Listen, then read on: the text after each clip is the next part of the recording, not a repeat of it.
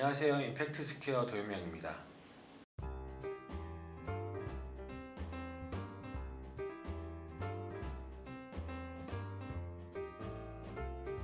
ESG와 관련된 정말 많은 이야기들이 나오고 있는데 정말 이제 이렇게 빵 터진 걸 보니까 어떤 새로운 흐름을 만들어낼 수 있지 않을까라는 기대감들을 다 많이 하고 있는 것 같아요. 근데 ESG 경영에 대해서 이야기가 나오게 된 근원적인 원인이 있을 것 같은데 저한테 말씀해 주셨던 거는 이제 MZ세대, 세대의 변화와 시대의 변화, 이제 기업이 요구하는 책임이 달라졌다 이런 얘기들을 해주셨는데요. 이 근원적인 원인들을 어디서 좀 찾아볼 수 있을까요? ESG가 갑자기 부각된 가장 큰 원인은 실제로 사회가 바뀐 거가 제일 크죠. 그러니까 사회가 바뀌었다는 얘기는 사회 문제도 너무 많아졌고 그 문제가 우리 일상과 기업의 상황들을 바꾼다는 것도 잘 이해가 됐고, 그래서 기업들 자체가 이런 상황에 잘 적응해야 되는 환경에 놓이게 된 겁니다. 경영 환경이 바뀌었다고 할 수 있죠.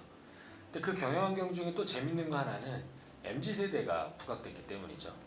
그러니까 MZ세대는 뭐 넓게 보면 10대 한 후반부터 30대 후반 정도까지 이야기하는데, 이 친구들의 관점 중에는 세상이 마음에 안 들면 내가 바꿔야 되고, 조직이 마음에 안 들면 내가 조직을 바꿔야 되고, 내가 고귀한 사람은 아니지만 아주 도덕적이진 않지만 내 취향 언저리에 사회적 가치 하나 정도는 있는 이런 친구들인 거예요.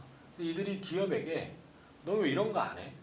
너 왜 이런 활동들을 안 하는 거야? 난 그런 활동하는 기업에 일하고 싶은데 나가버린다? 이런 식의 관점들을 잘 투영하기 시작한 거죠. 이 MZ세대의 특성을 보여주는 어떤 일례 같은 게 있을까요? 뭐 해외에는 많고 국내도 조금씩 생기는데요. 해외 사례를 먼저 말씀드리면, 해외에서 MZ세대가 기업에게 어떤 요구를 하느냐, 대표적인 게 아마존이 카본 제로 선언을 한 겁니다. 그러니까 그들의 제로 카본 선언은 실제로 경영 전략에 의해서 만들어진 게 아니에요.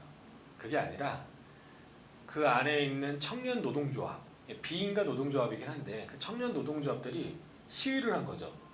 우리가 가장 큰 IT 컴퍼니인데 도대체 우리는 왜 탄소 저감을 하지 않냐? 창피해서 다닐 수가 없다. 자꾸 이렇게 정책 발표하지 않고 계속해서 탄소 배출을 늘려만 가면 우리 회사 그만두겠다. 이런 노동조합의 시위는 사실 한국에서 잘 없는 거죠. 임금을 올려달라거나 안전을 보호해달라거나 이런 건 많이 있어도.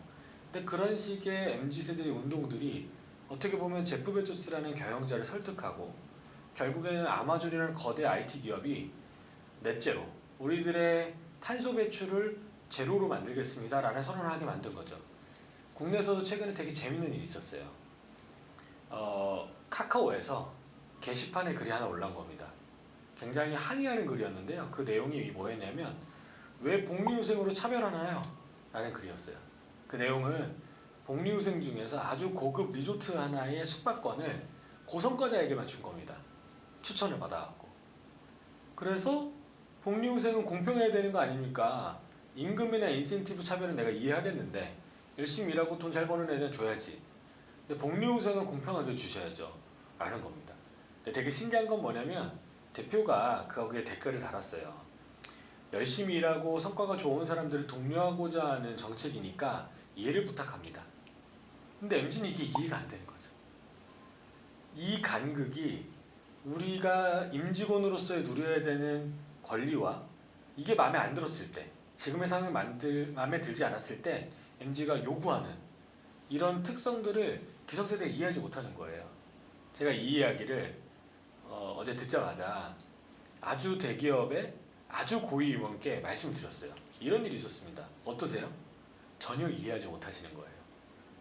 그들은 S 중에 임직원의 만족도라는, 안정성이라는 이 영역에 대한 요구를 하고 있는 겁니다. 그런데 거기에 대해서 기성의 조직 체계와 문화 조직들은 받아들이기 좀 어려운 거죠. 굉장히 특이한 일들이 반복해서 생길 겁니다.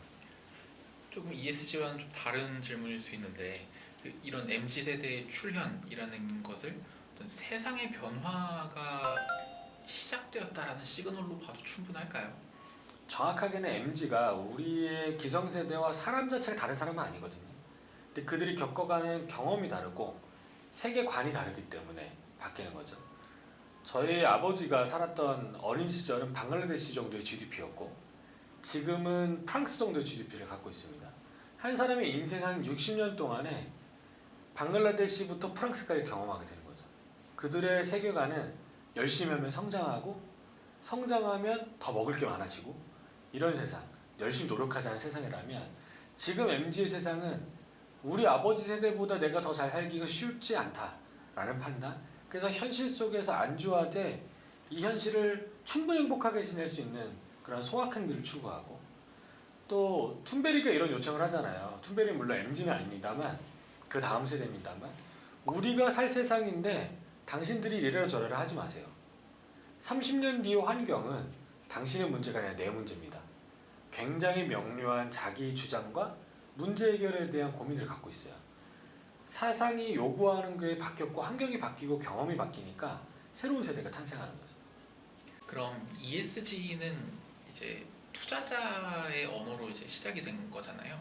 그 투자자들도 이런 세대의 변화, 이런 시대의 변화를 받아들이면서 이 ESG를 자신들의 언어로 채택을 한 걸까요? 그렇게 이해도 괜찮을까요? 그렇죠. ESG는 어쨌든 투자자 관점이 핵심적인 그 정보와 또 이것을 의사결정하는 과정에 있어서의 관점을 반영하고 있습니다. 근데 조금 더 이것을 시대적 변화와 연결해서 얘기하자면 이거예요. 그동안 기업이 좋은 일 해야 돼, 책임져야 돼, 여기에 관심 가져야 돼 얘기하는 게 안 먹혔어요. 누구한테? 투자자에게, 경영자에게. 왜냐면 그거는 돈을 소비하는 일이고 그냥 광내는 일이라고 생각했기 때문이죠. 그런데 투자자가 인정한 겁니다. 드디어 환경과 사회와 의사결정 구조와 관련된 어떤 요인들이 기업의 미래 가치에 지대한 영향을 미친다 라는 사실을 투자자가 인정한 거죠.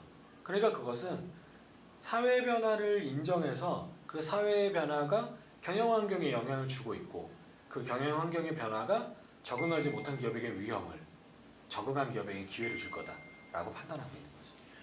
그러면 투자자는 이 ESG를 자신들이 쓰는 평가 도구로 활용하면서 실제로 이 ESG를 자신들의 투자 활동에 아주 적극적으로 활용을 하고 있는지 혹은 이미 이게 준비 단계다 혹은 아주 적극적으로 지금도 굴러가고 있다. 이게 지금 어느 정도 단계에 와 있을까요? ESG가 투자자들에게 미치고 있는 영향이나 그 단계 정도는 글로벌리는 막 성장 단계, 한국에서는 이제 시도하는 단계 정도라고 설명드릴 수 있습니다. 성장 단계라고 하는 거는 지금 ESG를 추종하고 있는 펀드의 총액이 약 5경 원 정도로 판단되거든요. 그러니까 메인스트림에 막 진입하고 있는 하나의 산업 영역과 비슷한 정도의 사이즈라고 보시면 됩니다. 그러니까 성장을 막 거듭하고 있는 중이죠. 굉장히 빠르게 성장하고 있습니다. 그런데 한국 같은 경우에는 아직 ESG 펀드가 이제 한 10수개 정도 만들어졌는데 그것들도 기사에도 여러 번 나왔지만 기존에 있는 펀드와 그렇게 포트폴리오 구성이 다르지 않다라고 이야기하고 있습니다. 물론 한국도 빠르게 성장하고 있고 관심이 늘어나고 있지만 아직은 이제 시작 단계 정도로 판단할 수 있죠. 일단은 투자자가 ESG를 자신들의 평가 도구로 활용을 한다라는 것까지 이제 이해를 했는데 신경 써야 될 게 하나가 더 늘어나는 거잖아요. 이게 위기이냐 기회이냐 뭐 경영 환경이라는 것은 언제나 그렇습니다만은 어떤 사람들에게는 위기이고 어떤 기업에게는 기회가 될까요?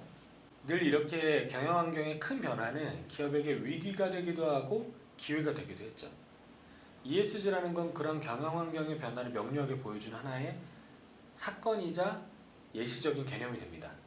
이런 상황에서 봤을 때 ESG 요소가 우리 경영에 통합되어서 활용되느냐 아니냐 이게 우리 미래에 우리가 가치를 창출할 수 있는 구조의 잠재력을 지니고 있느냐를 설정하는 게 되는 거죠. 말하자면 과거엔 특허가 많이 있는 게 그렇게 중요해? 라는 이야기가 있었어요. 그런데 특허가 실제로 기업의 미래 가치에 굉장히 영향을 미친다는 사실을 밝혀내는 순간이 있었고 그 뒤로 많은 기업들이 특허를 확보하기 위해서 내부에서 특허를 만들어내기 위해서 애를 쓰기 시작했죠.